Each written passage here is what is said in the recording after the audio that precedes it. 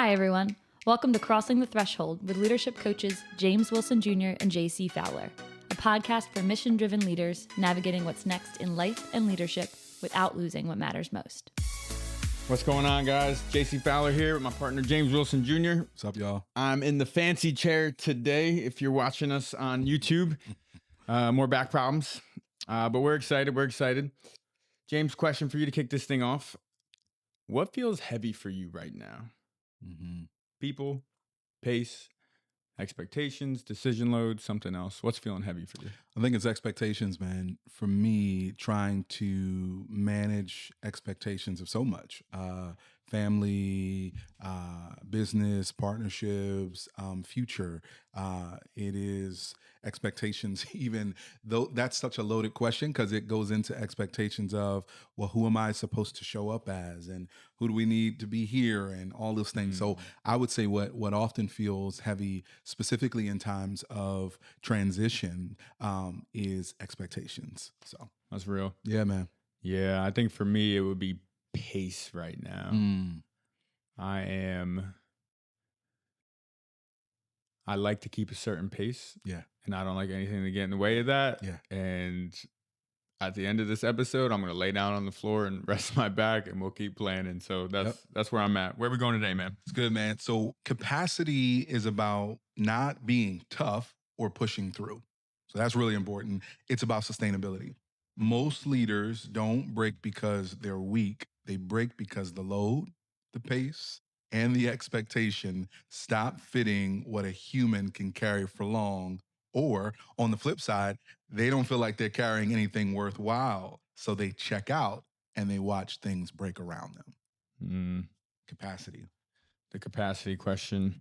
Yeah. As I was saying, man, my capacity has shrunk during this season, but I haven't wanted to decrease the load. And so I'm coming up against that capacity threshold and I know it. And even, as we're prototyping that threshold diagnostic, little teaser for y'all, okay, that's a nice low capacity score. That's helping. I started this back recovery journey about 4 months ago.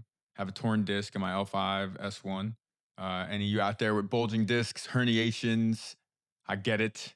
It is hard to lead when you feel like you can't carry anything. And so did some of that. Saw some improvement, talking about expectations, saw some improvement. Got a little bit of a rhythm, pain's going down. I'm moving at a certain pace. I'm like, this is good. And then they said, hey, there's this regenerative procedure that'll probably get you further in the long run. Gotcha. It's going to take you backwards first. Okay, so, intellectually, it's like, well, that makes sense. That's easy. Obviously, I want to get full recovery, and so let's do this thing.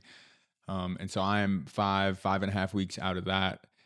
And it feels like I'm back to ground zero. Yeah. And it's driving me nuts. Yeah. And it's starting to show up as a little restlessness, as a little anxiety, as a little irritability. Even some of that despair creeps in of like, how can you keep going? And I keep coming up against, well, what do I let fall off the plate? What expectations do I let drop? Yeah. And I'm my own worst enemy, man. So I'm in the thick of it, processing real time, as you heard yesterday. It's good, man. No, this is really good. I appreciate you being real on this episode. I think that's what I've loved about our conversations. And we're able to kind of just jump in. And so I think that's where we're going today. Just this idea of, that's why we're talking about capacity. It's one of my favorite topics because I've seen leaders break under it. And I've experienced that myself. So let's kind of give some clear definitions and then lean in a little bit more to the conversation because I think even speaking to you directly, it's not that you are failing, it's that you're human. And oftentimes when we meet our limits, right? I love it. It's when our loads exceeds our limits. It's that we run out of margin and we have to figure out what that looks like. So let's go in a little bit, man. Capacity is so interesting because it's basically your life and work container. I love this concept because you think about a container that you've got a limited amount that you can carry at one time. Right? So you're mentally, emotionally, relationally, physically, you only have a certain amount that you can carry at one time. And carrying too much obviously would lead to overload. Carrying too little leaves you feeling empty. And there's this sense of purposelessness. And so when we notice that leadership often fills this container very fast, right? You've got meetings, decisions, people problems, pressures, expectations, new initiatives, visions, partnerships, this, relationships, all of these things add to the container. And then you start poking holes in those containers unintentionally because it starts leaking. Wow. Poor sleep, constant stress, unresolved tension, physical issues, mental issues, relational trouble. All of those things start to add. And now what used to be normal feels like it's too much. Wow. So the question with capacity that we really got to dig in is not, can I handle a lot? The question is, can I sustain this well? That's so good. Yeah. When you say capacity, I immediately go to, I don't have an like I'm at capacity. That's a phrase I want to hear you unpack. And another phrase that people toss around a lot, which I don't think is a bad phrase, I just think it's one, you know, we need to maybe sink our teeth into a little bit, is the idea of a high capacity leader. And just the tension I want to pull out of what you said, it's like we're at the capacity threshold, either A, when the load exceeds the limit, Yep. or B, there's no load at all and we're bored. So I'm just I'm excited to get into that. Yeah. Tell me about, let's go high capacity leader. I'm at capacity. Pick these apart for me. Let's dig it, man. Because I love these myths. So you check out any job description, you check out any, it's everywhere. Yeah. You check mission driven leaders, founder, like we really mean well. And we say we're looking for high capacity leaders. And so I think, and someone even called me that once before, like, oh, James, you're a high capacity leader. You've heard that. Oh, thank you're you, a high sir. capacity leader. Thank you, and so it's a compliment, but it's also a trap. Right? So it's a compliment, but it's a trap because we treat it like it's a personality type as opposed to something that can be developed, something that can be grown, and realizing or not realizing that sometimes it changes over seasons. So I want to break down some of the myth of high capacity.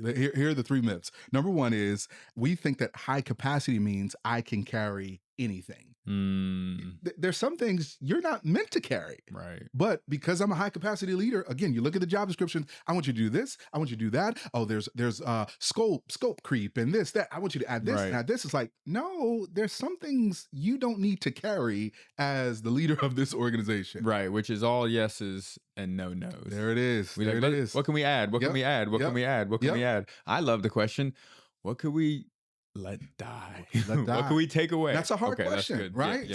So capacity means I can carry everything. We also say the myth of capacity. High capacity means I should carry everything. So it's very similar to the first one. It's that I can, right? Because I do have a load. You've got broad shoulders, even yourself. Man, I can handle a lot. So we assume because we can handle a lot that we can do everything. And then the flip side is that I think I should carry everything. This is my baby. This is the thing that I designed, I developed. We talked about that months ago. Nobody likes to admit they've got an ugly baby. And so but we should carry this. And I think that's dangerous too. Yeah, that's the expectations that you were talking about too. I'm only successful if I can carry it all. Yeah. Myth. Yeah. High capacity. Okay, cool. The last myth that this one hits home for me. And I don't think this is one that we like to look at in the mirror. It's that the myth of high capacity leadership is that if I hit a wall, I must not be high capacity. Wow. That's like heartbreaking, and not just heartbreaking. It's soul wrenching. Like I could try to think of all of the adjective or the words behind it, but when you hit a wall and you've been told for years and you've even identified as a high capacity leader, and then you hit a wall, your identity is shattered. So I'm not saying we need to take it off of our resumes or our job descriptions, but I do think we need to examine it a little bit more, because a high capacity leader is not just someone who can carry it all. In fact, here's a great definition. High capacity leader is someone who's carrying the right load at the right pace with enough recovery to stay effective over the long haul. One more time. So we want to carry the right load at the right pace with enough recovery to stay effective over the long haul. This is not a personality type. Right. This is something that I'm developing over time. It's something that I can change over time. That's the beauty of it. It's that I actually can increase my capacity over time. It could be trained. It can be trained. Right. It's a marathon, not a sprint. That's it. That's what I'm hearing. I want to go back to that third myth real quick. If I hit a wall, I must not be high capacity. Yeah. I don't know who needs to hear this right now, but again, if you look at the best leaders out there, the most effective business leaders, people who've launched nonprofits, they all talk about these stages in their careers and in their journeys where you either hear about it on the news, because that hitting the wall that they ignored led to a public moral failure or a scandal or whatever. Or you will hear about it on a podcast, how they said, hey, when I was 40 years old, when I was 50 years old, when we launched the second campus, when we decided that we're going to, go public, whatever it was. And I know that has been such a gift for us, even just a podcast recently, like Carrie Newhoff, Craig Rochelle, Lou Giglio, Jenny Allen. Jenny Allen. Allen. Yeah. And these people have $1 billion things, huge churches, giant companies, to say, oh, you hit a wall too. And so it's almost like we need to reframe it and say, hey, if you hit a wall, you're in good company. Now what? Yeah, that's really good. Which that's means really good. You might be at capacity. So tell us at capacity. So good. So you've got the high capacity leader, and then when leaders say I'm at capacity, what that means is it's usually not just one thing. We assume that it's my job or it's this or that. Okay. But when the leader says I'm at capacity, it's an equation that we've got to look at. It's that my load got heavier, the pace got faster, and my recovery got thinner. Right. So as we look at those three things, and this is all like research, it's load, it's pace, and recovery. So in other words, I'm at capacity means not that I have too much work. It means that I'm carrying too much, too fast, for too long, with not enough rest or reset. I'm just feeling for me right now that the load got heavier. That's because even I have to do all these exercises. And I got to take all these breaks, which sounds like the opposite of, but even keeping track of it all, knowing, I have these new things I need to do to live into the life and work and leadership that I want. That adds to the load. So it's kind of sneaky almost. It's like, hey, we need you to do some of this rehab and some of this extra rest. Which not like, whatever, deep soul rest, like creating that structure that we'll get to, but like another task on the to-do list. And I'm like, oh my gosh, I'm already keeping up with all this other stuff and we're going to move soon. And I got this job and we're doing this company and what about this? And now I'm flying to Chicago soon. That's so interesting. So that for me, between the load, the pace, and the recovery, which maybe the recovery is thinning. When the load gets heavier, kind of depends, but I think you're right, man. So there when we were kind of digging into it, and I didn't know if it would make the notes, but when we look at the load, some of the research would say that there are three things to the load. The three loads that you're usually carrying: it's task, expectations, or emotions. Right. So I'm either I'm the load for me is I'm either doing too much, I need to be too much, or I'm carrying too much. Right. So we think about just that's normal stuff, normal life.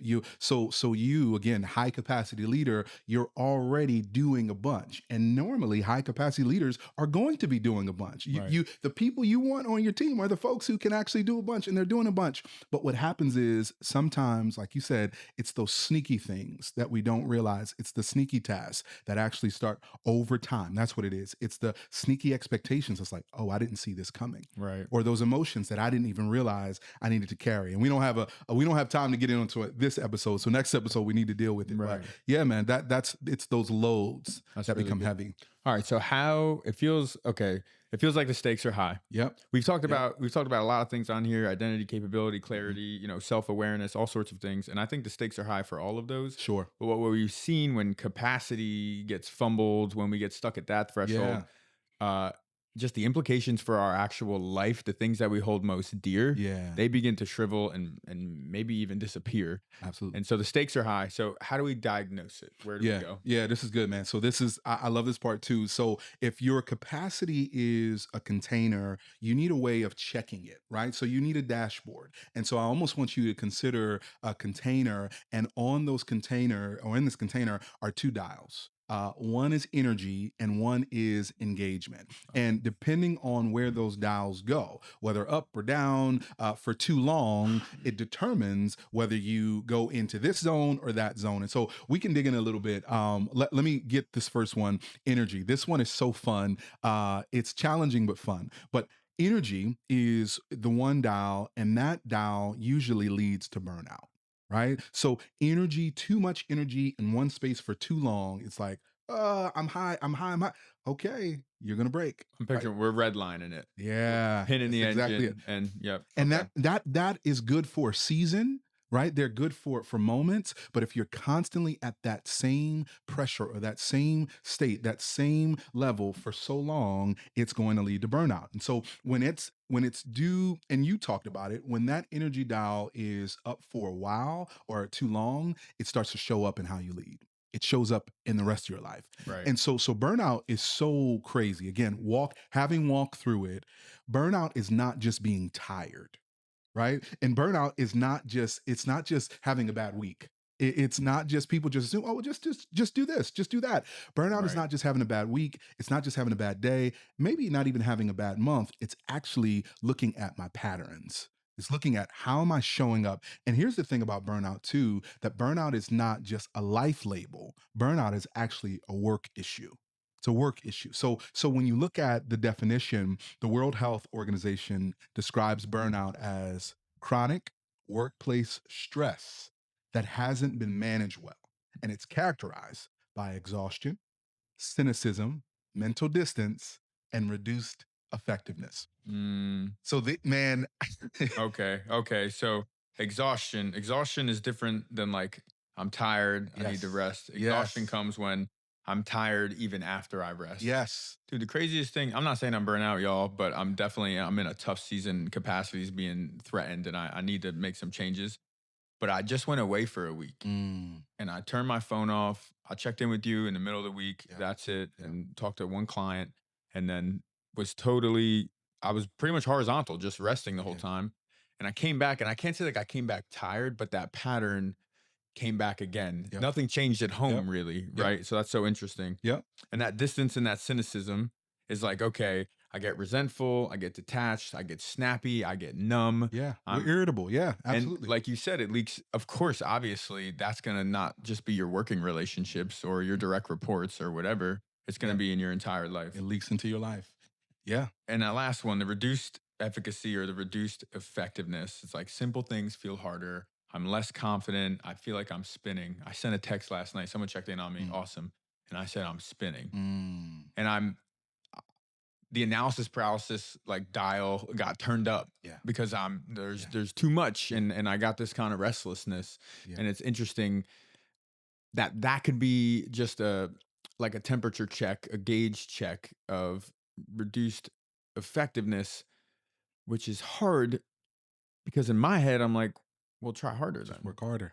Yep. Well, just do go better. harder. Yep. You're being less effective. You must try harder or Right. try differently Right. or try something new. Right. And really it's like, oh, if you want to go further, faster. I heard about this illustration. I can't say it's true. Go for it. But I think it's true. It was like back in the 1800s, they're going out to Louisiana Purchase. So they're going out west to explore this whole frontier. And they want to get to the Mississippi River, wherever they want to go to. And there's these two wagon crews, separate crews, both in these wagons being pulled, horses, the whole deal, right? And one crew says, okay, they both want to get there as fast as they can. And it's kind of like a race. So like whoever gets to stake their territory, that's the win. And the one crew says, all right, we're just going to push through. Every day we're going to work as hard as we can, as fast as we can until we collapse.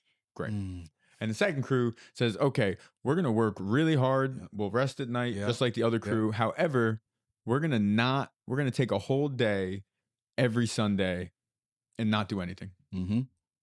And what do you know? The crew that took the day off not only got there in better health, they got there faster. Yeah.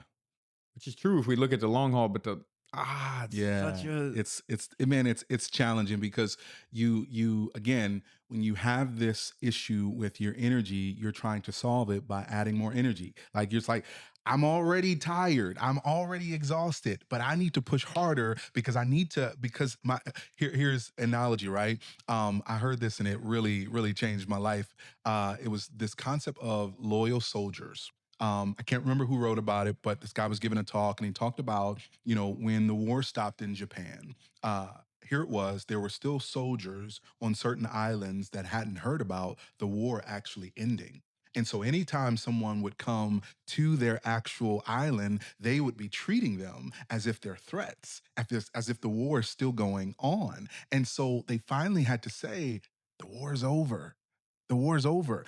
So what you used as a means of survival is no longer the case. Like we're in a different state. You're in a different season. You've got different things. And so what they had to do, and I thought this was brilliant, is that the government had to say, you know what? Let's honor these folks. Let's honor what they've done, but let's also recommission them to a different task. And so what happens is we find we keep going back to the same stuff, but what we really need is to find, hey, honor who you've been, honor how you've shown up, honor all that you put in, but also realizing, okay, this next season, I have a different task.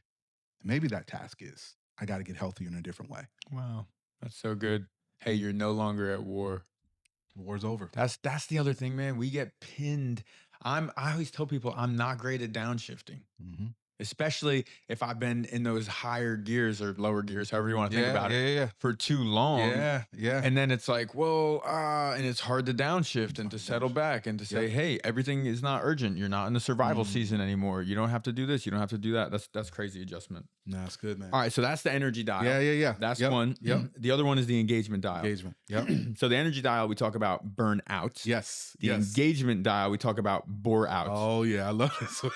Or to say it differently, it's burnout versus boredom. That's right. Burnout versus boredom. So this isn't overload. This is mostly underload. This is the disengagement. It's like you might be busy, but you're not feeling alive. There's not enough challenge, not enough meaning, not enough purpose. Yep. I would even say you may be living into your drains rather than your strengths. So that's zapping your energy. Yep. You're having to do things that you just really weren't wired to do. Yep. And I don't mean like building around those or navigating those, but that's like your daily, here's what we're doing. Yep. Or huge, you just totally forgot why you're even doing what you're doing. Yep. It's like you missed the mission. Yep. What is it? Was it Nietzsche who said, he who has a strong why can endure anyhow. Right? It's like so good. All these burnout studies, they're saying, it's not necessarily that you're working too much. No. It's that you don't know why you're working and there's no meaning in it. Yeah. And I just want to say, wherever you're coming from, whatever business you're working in, leading, whatever, this isn't necessarily like, oh, yep, I got to go work for the Red Cross then. Oh, you know what? I got to go volunteer at that shelter. And hey, we are huge nonprofit fans. That's where we came from, huge. But it's more about there's meaning in your work. There's people at your work. What are you doing? And sure, there are probably situations where it is just totally soul sucking. But I actually want to challenge you if you're listening right now and say that is the exception, not the norm. And so it needs to be, okay, we need to find some meaning and purpose. Here's what this looks like. We're talking about low energy and procrastination. This is that avoidance that you keep picking up your phone to scroll, even though you have work in front of you and you're sort of in this loop. You're just kind of like, someone says, hey, how'd your week at work go? And you're like, it was fine. Like, oh, did something happen? No, nothing happened.